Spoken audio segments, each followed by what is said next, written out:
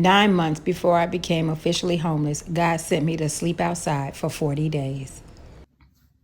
Hi guys, it's Alwanza, and I'm back with another testimony to tell you of the time when, on a journey with the Lord, I heard him say one day, I want 30 days.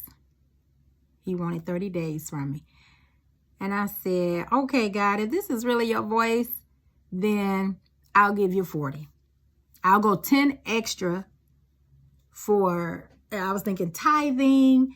I was thinking that the only number I knew about in the Bible was 40, was Moses and his 40-day fast twice, even though it wasn't a fast from food. It was a fast from socializing life. It was a fast from work. But Jesus in his 40 days, Elijah in his 40 days. So I was thinking, who does 30? Like, that ain't even biblical, right? That's, so I said, okay, this is you, Lord. This is how I said, this is you, man. I'll give you 40. So I started this journey and I traveled. I lived in my car, no home life or nothing like that. I pulled away from everything and I just traveled and drove different places in America. And on one of the missions, one of the places that he sent me was, I was in Chicago. And he says, and I'm telling you, God is so faithful. I love Starbucks, and I'm sure you follow me long enough, you know that by now. So I was at this Starbucks in Chicago, and I was like, hanging out there, I was homeless, sleeping in my car during this time. So I would get out the car and go where God told me to go. And he told me, go to this Starbucks. So I pulled up. I didn't know anything. Like, at this time in my life, I wasn't using GPS. He'd just tell me where to go. Like, I rarely use GPS and natural things anyway. Like, it's just crazy. But he tell me what exit to get off of. He tell me where to go, what to do, and so that's how I live my life. So, he drives me around. I end up at this Starbucks, and I'm going in there, and then this lady walks in there, and she says, she was asking people to eat, give her money, feed her, do something. So I do. So God says, no, take her wherever she wants to go.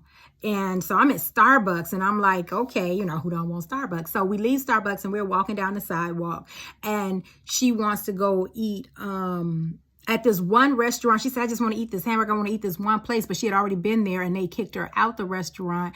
And she was looking a little tattered about herself. And you would assume, as I did, that she was a homeless woman. That was my first thing. So, anyway, we go there, and as I didn't look like I was, homeless or anything, that I was helping the lady. I walk in there with the lady, and they give us the red carpet. I'm sitting there, and I'm just like, she tells me, they kicked me out. She tells me the story about it. And I said, well, do you really want to eat here? I looked at her and said, do you really want to eat here? Like, they knew that I was there and I was gonna break bread and feed this woman. They was gonna get service. And no, we sat outside. Like, we didn't even sit inside. Like, it was just like, you can feel the standoffishness. So, but I was only doing what she wanted to do. And so I looked at her. We was outside, and I was sitting across that table, and I said, do you really want to eat here? She was like, no, let's go down. So she even increased her monetary value. We went to this nice Italian spot, which was just a few shops down. And we went in there, and they received us so beautifully.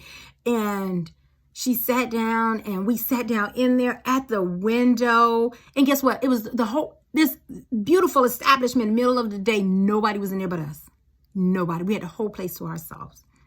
We ate in the restaurant. We sat by the window, and I pulled up my chair just like this, me and you. I was this close to this woman, like my hand. I could still feel the breath on my hand to reach her. Like, we was talking that close, right? God said, get close to us, like knees to knees. And I was talking to her. So she was like, are you going to eat? I was like, no. So she ordered her spaghetti, and it came with garlic bread, and she got her something to drink. And I was like, we ate that. She ate there, but I wasn't eating. God didn't tell me to eat. He's like, no, feed her. So I didn't eat. And that, you know, I'm one of those people that I eat what God tell me to eat. He chooses the food. I just do what I'm told. So, and my life is good. So anyway, at this time, I wasn't, God said don't eat, so I didn't eat. And it was fine. So we were sitting there, she was telling me her testimony. She had been kicked out the hospital because her uterine cancer had metastasized to her bladder. They told her at the hospital was nothing else she could do. When nobody was at the hospital, she left the hospital, checked herself out, and left, walked away. She was just wanderously walking the street. She is out of the hospital just for a few hours when she happened upon me.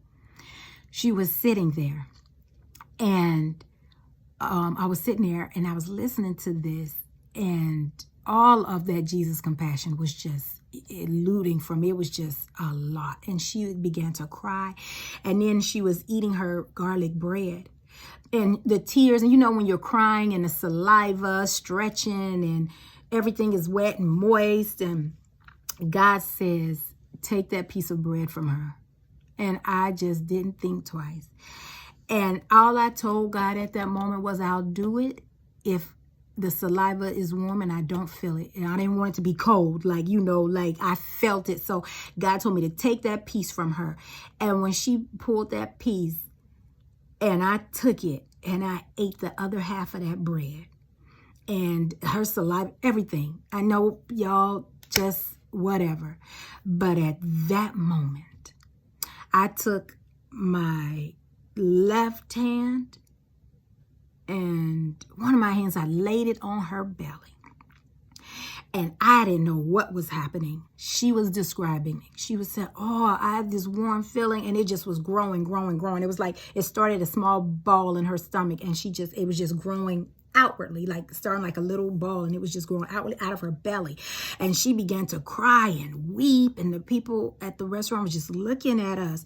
And I laid my hands there, and then I started to feel the warm exchange. And I was like, my goodness, but I didn't break concentration. Like, it was the first time I had ever done anything like this in my life. It was the first time ever. And I just did it. I just laid my hands on it. I didn't know what was going to happen. And she just, told me. And so my hands was laid there, the warm heat and everything. She ate her food. And after that, we left.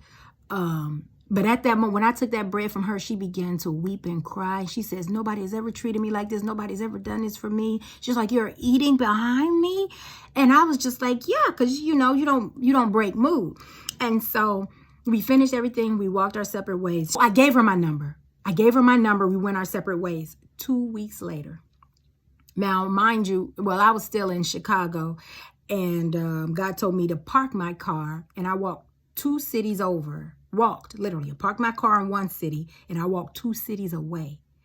And God was telling me, he said, follow this homeless man. He was passing me, and God said, follow him. I was like, I knew I was going to sleep on the streets. I knew I was going to the homeless, but I was like, you going to put me with a man? All he going to want to do? This is like, okay. But the man passed me, and God didn't tell me to follow him literally at that moment. He just told me to follow him. And I was like, okay, I was talking to God. So the man went down and turned back around. Like, it was way minutes later. Next thing I know, this man just walked past me. He started talking. And then he says, well, I'm homeless. He had his cart. And he's one of the homeless people that gather things and sell them to people. So he gathers trash and then he sells them to make his living. So that's what he was doing. So anyway, and he says, well, I'm homeless. And I asked him, I said, can I follow you? And he says, yes. He taught me how to. It was Chicago, y'all. It was cold. Homelessness in Chicago ain't no joke. So I lived out there with them for a while, but 2 weeks later, I was still doing this, sleeping, not sleeping in my car, sleeping on the streets. And so the lady called me, her family, and they said, who are you? Come over, eat with us. Let us feed you. Let us get to know you. Who are you? And again, I heard, don't go. Because if you go, you'll get the glory and I won't. And I was just like, wow, what a lesson I learned as I grew and matured. That was 2 years ago. That was summer 2016. And this is March 2020. Oh, that that was not 2 years. That was 4 years ago. Anyway, so 3-something years ago. So I had, God said, don't go, because if you go, you'll get the glory and I won't. So as I've learned that over the years, what that meant, I didn't go. I told the family, no, I just weasel, got my way out of it. No, thank you. Enjoy. But they called to tell me their testimony. That lady was delivered. Nothing. Metastasized cancer stage 4. Gone. Annihilated. And that information, oh, you talking about living on the streets, being homeless, was totally different now, bruh. Alonzo was hitting the streets. Moving, laying hands on people. And I didn't understand people getting healed now and people getting healed as they went, or they get healed and healing. I didn't know there was a process. All I wanted was results, because that's the first time I ever did it, and I got immediate results. So the first time I laid hands on a man, and he had asthma and he couldn't breathe sometimes, and he never told anybody. He had pain in his chest, never told a soul. And I didn't know anything still, slowly learning, not much about the prophetic, but I was telling him, I was like, your breathing, your chest, and I laid my, how did you know, and stuff like that. So God gave him confirmation, but as I laid hands on him, nothing happened. He didn't feel better.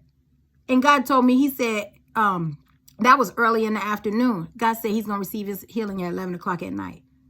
I said, what? I didn't understand it, but he clearly had to, because that's what I heard. So after that, I began to question myself and doubt myself, and why didn't nothing happen? And all I kept hearing in my ear was he's going to receive his healing at 11 o'clock that night. And I was just happy about that, but I didn't understand why he didn't get it immediately. And then I learned some get it going. And then after that, I learned it's God, not me. Why it happens to some and not others, it's God, not me. Why both, it don't matter. It's God, not me. He said he does lay hands on them and they shall recover. So whether I see it or not, it's done. So I just do it. I'm done.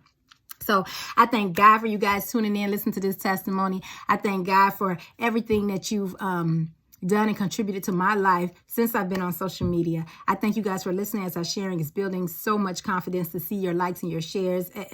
Your comments are just astounding and overwhelming, and I thank God for you guys. I love you guys, and always I am everywhere socializing at Alwanza, and it's ALWONZA. Whatever platform you're on, by all means, find me, at me, and follow me right from where you're always hanging out. Till next time, I'll see you guys. Bye.